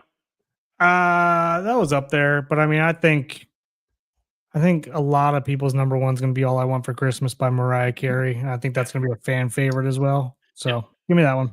Oh man, he's going with the heavy hitter. I can't not take the number 1. I love that song, and I think it gets a lot of hate just because it's been like everyone knows how much everyone knows how much money Mariah Carey has. So I think people hate it for no reason because of that. But I like that song a lot. I mean, it's a quintessential one. Brian, you get 2 in a row here. Well, you got your pick of the litter, basically. What do you want? Unmute, Brian. Sounded like a good I song. don't know. I don't know what's going on. Like my mouse pad is like on the fritz, like it's having a stroke. And it's right Guys, over the we mute would button, love it so if you would be one of our Huckleberries so we could put some of that money towards getting Brian a new laptop that fucking works. Or maybe just like a Geek Squad, like all the Maybe time. Geek Squad, Yeah. maybe We're putting Geek Squad people. we're gonna have to pay for or an pay for alarm new clock. internet. You know, Pay for a new couple of, internet. you know, Alarm Man, I was clock. early today, dude. I was early. I was texting at 11 a.m. All right. So I'm going Rudolph the Red-Nosed Reindeer. If you I think that's ask a me to great one. pick one, it's the DMX version. Oh, I didn't know Oh, that existed. oh no. Oh I didn't know that existed.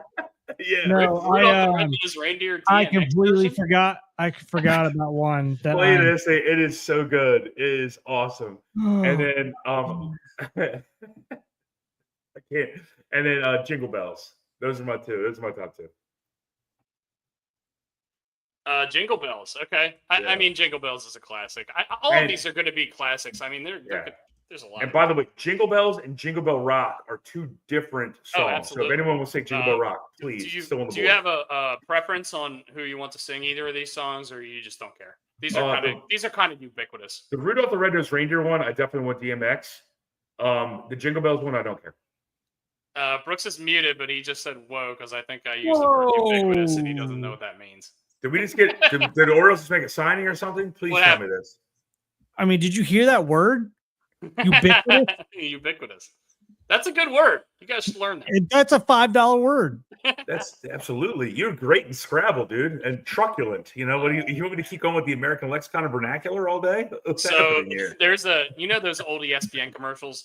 There's one with Scott Van Pelt that he's just sitting at the desk and they think he's using PEDs because he keeps using big words, and they find a thesaurus in his desk and he tries to run, and it's so fucking funny. If you guys haven't seen it, watch the This is Sports Center Scott Van Pelt thesaurus commercial. It's so funny. This is our draft in January. Oh, Best This is Sports Center commercial. Whoa! Yeah. Holy moly! There's one where the Terp comes in like 20 minutes late for the meeting. It's just like, God, you're always late. It's funny. The New Jersey Devil one's the best. The best right, foot, took it out. It's that or the Y2K one. When Follow Me to Freedom by Charlie Steiner in the Y2K Sports Center commercial, and then the devil in the elevator going up. Nope. Yeah. All right, we're off the rails. We're off the rails. Brooks, all right. Brooks, you get your number 2 pick in this draft. What's your second favorite Christmas song that we haven't taken yet? You're on mute. You're on mute. My song that I just thought of that I got real excited about, I'm going to save because there's definitely nobody else is going to pick it. So my number 2 overall pick, giving me "Let It Snow" by Frank Sinatra. That's great. I mean, any Sinatra version of any Christmas song is gonna just kill because he was just unbelievable and so unique. I have a couple more here. I'm 100% gonna go with this because I thought about going with it first overall. Give me "Feliz Navidad."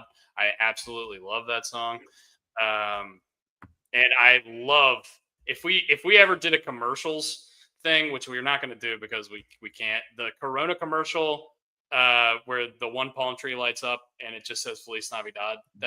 It's been the same commercial for like 25 years. It's the best. And it's a classic. Iconic. It's so awesome. It's so awesome. It's amazing. And my number 3 is going to be "Run Run Rudolph" by Chuck Berry.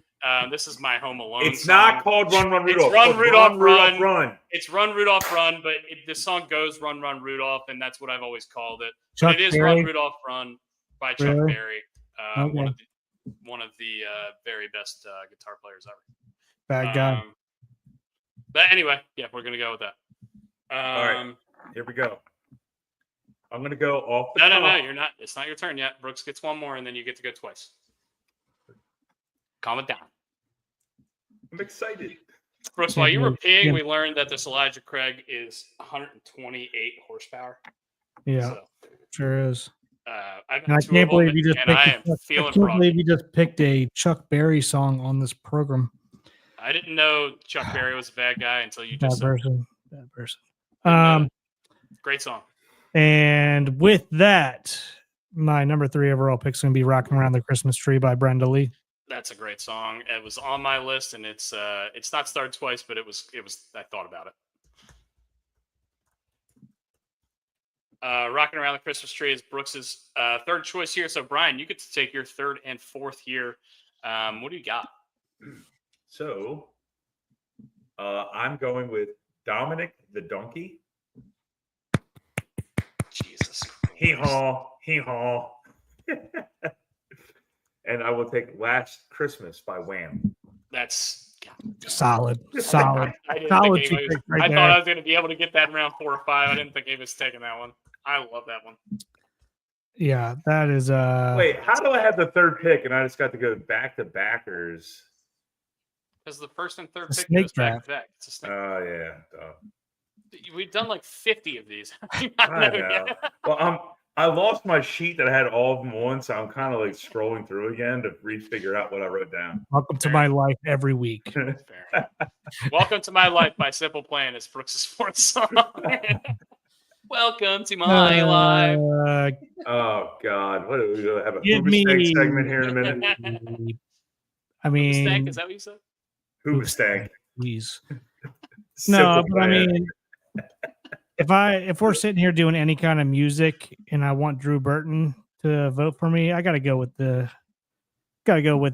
Springsteen here. Santa Claus is coming to town. Yeah, that's a great one. And that's one of the best like live versions of any Christmas song for sure.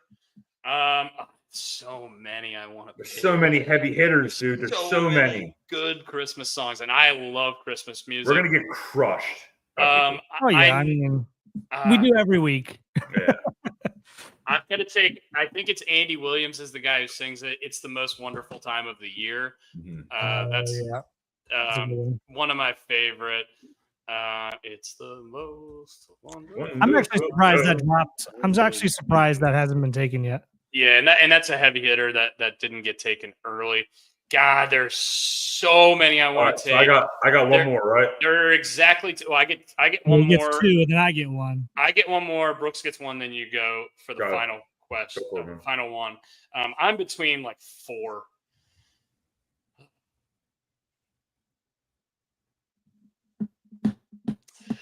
You're a mean one, Mr. Grinch. You took it. I have to. I know. I'm almost certain I know which one Brooks is going to take with his weird secret pick because it was on our jukebox growing up. But I'm not 100% sure if it that's was the not. one. This is not. Okay. Do you know what I'm talking about? Yes, but this is not that. I thought that was where you were going with it. Anyway, Brooks, what do you got? I'm gonna try to play it for us. So give me 1 second because you guys, if I say it, you guys have no idea what it is. This is how. Okay, then can I take mine while you pull it up? Because the one that I'm gonna. Yeah, go ahead because you're not gonna get this one. This is how we're gonna get DFC. I'm going Frosty the Snowman. Frosty the Snowman's great. Yeah. Classic. No artist needed. Just Frosty the Snowman. All right, let me see if I can do this. See if I'm smart enough or not. Let me know if you can hear this. Can you hear it? No. Damn. This is terrible. Hold on. Holding. Brian, is your shirt slippery or is it a hoodie? How slippery is that? This is what I want for our new merch. So I'm actually working with Gary Queen right now. Because Gary Williams stole my lawn furniture shirts that have this logo basically, but across. How do I get my music to work before? This is what it is right here. Get Low, Little John Christmas Edition. Oh, what? Get out of here.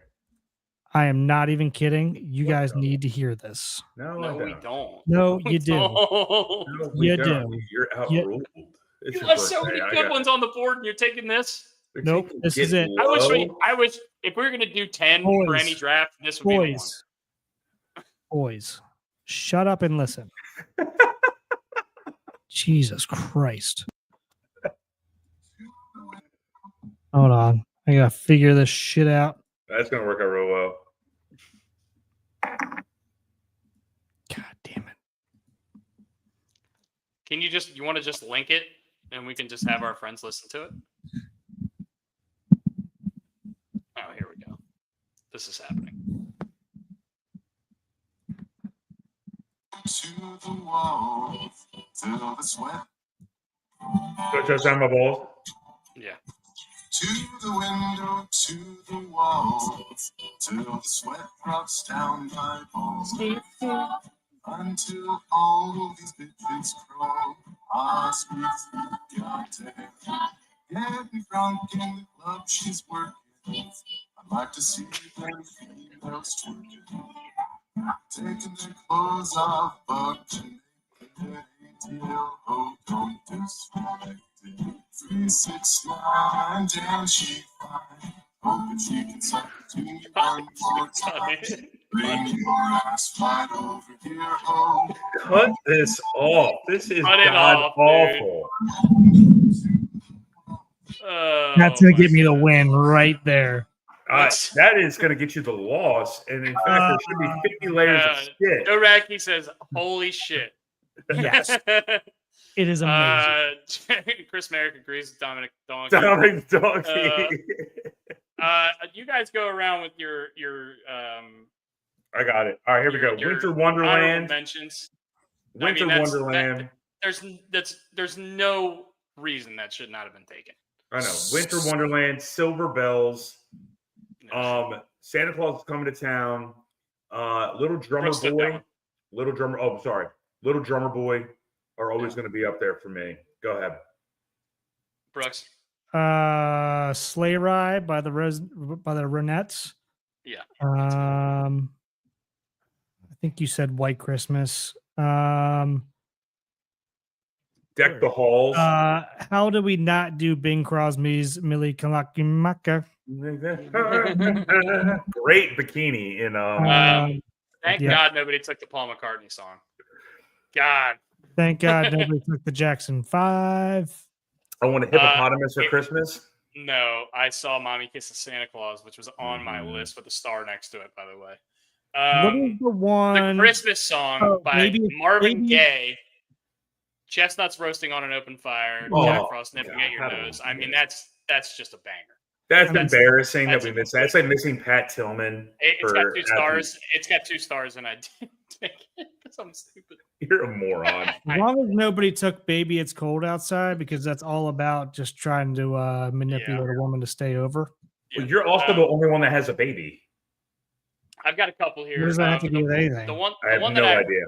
The one that I referenced, the one that I referenced with Brooks earlier as like a little inside joke. Grandma got run over by a reindeer. Oh man, that's a good one. What Christmas Means to Me by Stevie Wonder is one of the most underrated songs. Jingle Bell Rock. Jingle Bell Rock is unbelievable. I mean, I've got so many. The 12 Days of Christmas. Santa Baby, Little Saint Nick. Noel. Yeah. Silent Night. Silent Night. Let It Snow. We didn't even pick Let It Snow. I might strangle myself. To the windows, to the wall. To the wall. Skeet, skeet. Skeet, skeet.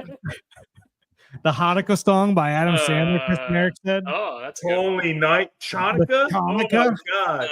Chanukah? Hall of Famer. Yeah. The Chanukah song. Do you hear what I hear? The drummer boy. Oh, man. Yeah, that's a good one. Yeah. That's a good one, Joe. That's I mean, there's so many. I personally, I've always been open about this. I love Christmas music. I'll listen to it. I would listen to it in July if I wanted to. I think not often, but you know. I'll Be Home for Christmas. What do we think Pigtown's Blue Christmas by Elvis? What do we think Pigtown's favorite Christmas song is? I don't know. Pigtown said he was driving. Oh, I know, but what do we think his favorite Christmas song? What do you think his favorite Christmas song is? Yeah, I'm gonna go with Silent Night. That's my guess for Pigtown. Nobody picked Crabs for Christmas, by the way. What? That's a Maryland one. Crabs for Christmas. They used to play that on 101.9 Light FM all the time. If I hear that band ever again, I know, like, I get it. I can't do it. So over the top. Anyway, moving on. Yeah, I feel like that's our draft this week. I'll go from top to bottom here, just so you listeners who are following super close can hear. I was the number 1 pick. My 5 are It's beginning to look a lot like Christmas. Feliz Navidad, run, Rudolph, run. It's the most wonderful time of the year, and you're a mean one, Mr. Grinch. Brooks's All I Want for Christmas Is You by Mariah Carey. Let It Snow, Rocking Around the Christmas Tree, Santa Claus is Coming to Town, and the Lil Jon Get Low stupid edit that he picked. And then Brian's is Rudolph the Red-Nosed Reindeer, Jingle Bells, Dominic the Donkey, Last Christmas by Wham, and Frosty the Snowman. Brian, what is your favorite thing that they put on Frosty the Snowman to make him come to life? Is it the lumps of coal, or is it the carrot nose? It is. Or is it the top hat? It is the corncob pipe, my friend. Oh, okay. The corncob pipe is good. Yeah. That's a good one. Favorite Christmas singer? Do you guys have one of those? I do. Michael Bublé. Michael Bublé. Yeah. I think he's just across the board. Every song he's really good at. Hard, And he's fucking Canadian, which I hate to even say. Yeah. for hard not to love him. I actually really like Brett Eldridge as well for a Christmas singer. And hey, Joe, Essex Wonderland is one of the best Christmas songs I've ever heard. I heard it today for the first time. If you haven't listened to it, listen to it. It's awesome. It's got a Dundalk accent, Essex accent. Hon, he, ha. My favorite is definitely Michael Bublé. After that, it would probably be Andy Williams, and then little under the radar, Willie Nelson, Frosty the Snowman. His version of Frosty the Snowman is unbelievable. He's really good. Really underrated Christmas album. But anyway, and my second would be Nat King Cole. I really enjoy old school. Yeah. I like a lot of old school stuff. Now, Michael Bublé sounds old school to me, at least. Yeah, I think that's why he's so popular. Do we? I think this would be a cool thing to do for the drafts coming up, and just the rest of the drafts we do. Do we have a collective favorite that we didn't leave, or that we didn't pick? Do we think it's the Christmas song, "The Chestnuts Roasting on an Open Fire"? Do we have another one, Santa Baby, White Christmas, Winter Wonderland? Do you guys have a one that we should have drafted that we didn't? I always think of Noel. N-O-E-L, Noel. That's the one that always hits me a little bit, but I didn't take it because I know it's not the most popular pick. So that's your number one overall. Like that would have been your sixth pick. Left off, yeah, Noel. Right. Yeah. All right. I would say, my number one. Left off the board. What's that? Your The number number one left off the board. Yeah, your number Yeah, one. I know. Number 6 pick. Yeah, I think Winter Wonderland. It's got to be. Yeah, I think that's a really good It's pick. close with chestnuts roasting. on it. Yeah. The Christmas song is literally what it's called. Okay. So yeah, I think that's my number one, and then number two would be the Stevie Wonder song, "What Christmas Means to Me," which is the song that plays when Elf is doing his montage, jumping across the mattresses and going crazy in the store. Awesome. Anyway, yeah, I mean that's pretty much the end of the show. Unless you guys want to talk about anything else, Scotty Scheffler, by the way, shot a 63 and won the golf tournament this weekend. So nothing new in golf. Didn't know anything else changed in golf. How the hell have you just heard that song? Well, while being from Dundalk, we try to shun Essex people away, Heisman. So, Brooks and I took our driver's test in Essex. So did I. That MBA right there. Hell yeah, man. That's a 3-point turn. I mean, I went to the police academy in Dundalk. Oh yeah, right there at the government center. Hell yeah. Nice. Nah, CCBC, buddy. Ooh, buddy. Yeah. That's The only thing I got knocked for on my driving test is that I didn't use my turn signals while we were on like the little course where you parallel park and you back in. I didn't use my turn signals, but when I got on the road, apparently I was perfectly fine, and the lady was just like, "All right, you're fine. You just didn't use them in the parking lot." Did you have 124 proof booze in you at the time? Dude, I did not. Nah, he definitely would have used them then. No, I seem to remember doing it in a minivan for some reason. I don't know why. Oh, here's the question: what car did you take your driver's test in? Because I took mine in Mitsubishi Galant. Dusty and I both did it in a minivan. It was a minivan. Yeah, it was. Yep. My first car was a Chevy Venture. I'd have a Chevy Venture. A Chevy Venture? I What called it year? the best. I called it the Bescalade. Yeah. Did you put subwoofers in it? No Dynamats. Oh, okay, good. Subwoofers. You weren't that guy. Yeah, I might be Not from that bad, Dundalk, but no. All right, let's talk about Wednesday a little bit. Yeah, Wednesday. Let's go. Wednesday. We're gonna have Pigtown Sports on. If you guys don't know Pigtown Sports, go follow him on Twitter, Instagram, wherever you get your media. He is a really knowledgeable baseball guy, and he knows a little bit about other sports too, but he mostly focuses on baseball. We're going to talk about the winter meetings on Wednesday, which started today for the MLB. Big MLB offseason stuff. This is where a lot of the free agent signings tend to happen. So we're going to have him on in the middle of the winter meetings week to talk about baseball, talk about some of the contracts that have been given out and some of the ones that he is predicting that will be given out.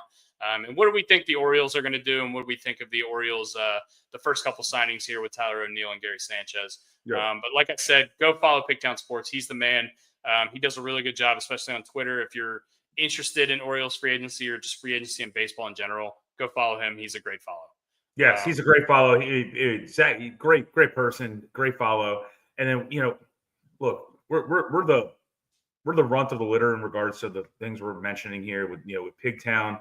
Ryan Ripken is actually down right now. Watch his show, please. He's down at the winter meetings. And then you have Kevin and Zach React. Those guys are all four people we just mentioned are so knowledgeable about Baltimore baseball. And I'm not knocking their other knowledge, but they're just so smart and they bring in a lot of great content. And it's a bunch of bullshit that we talk about. And like Brooks always says, this is our happy hour. We have a good time. So, and those guys are having a great time as well, but they're more knowledgeable than we are collectively. So please watch those guys. They take it a little bit more serious. They take it a little bit. I mean, not that we don't take it serious, but yeah, we're here to have a good time, put a smile on your face, have a few drinks and a few laughs. And if we're wrong, we're wrong. Call us out. Yeah. And we want to be wrong. And please keep chatting. Please keep tweeting, Instagram, all that other BS that I don't really pay attention to. I just let Brooks and Dustin take care of it for me. Pontiac Sunbird sounds right up Joe Radke's alley. I mean, that is. Man. You definitely had Dynamats, and you had one of those what are those little things, like those little digital things. I'd hate to see that thing parked out front of Squire's Pizza. I'll tell you that. Sure. Yeah, oh man, I could go for Squire's Pizza. It's been a long time. I would eat a Squire's I'll mail you one if you want. A whole one right now. Yeah. Oh man! Next time we pie you in the face, we're gonna pie you with a Squire's Pizza. Oh, I gotta do the cupcake, right? Here. Oh, there it goes. There you go. All right. So that's for you, Brooks. Happy birthday to me, I guess. Oh, man. All right, boys. I gotta get out of here. I got a date with my wife. Happy birthday, Brooks! Happy birthday! Happy birthday, Brooksy. Brian, thank you for putting that cupcake on your face, you fucking moron. You didn't have to do that. It's only because it's Brooks' birthday, man. I keep talking while it's icing. I love it, dude. Oh man! All right, Brooks, love you guys. Brooks, have a great birthday, guys. Thank you for watching. Thank you for listening. We'll see you Wednesday and Thursday this week. Wednesday with Pigtown, and then Thursday we'll do our NFL picks, and we'll be live both days, so you can comment, do whatever. Thank you very much to the Chaucer, the Chesapeake Wine Company, the Pig and Rooster, all of our friends, and all of our sponsors. You guys are awesome. We couldn't do the show without you. And Nami, mental health, big thing. I'm not going over it. Go ahead. Yeah, I love you guys.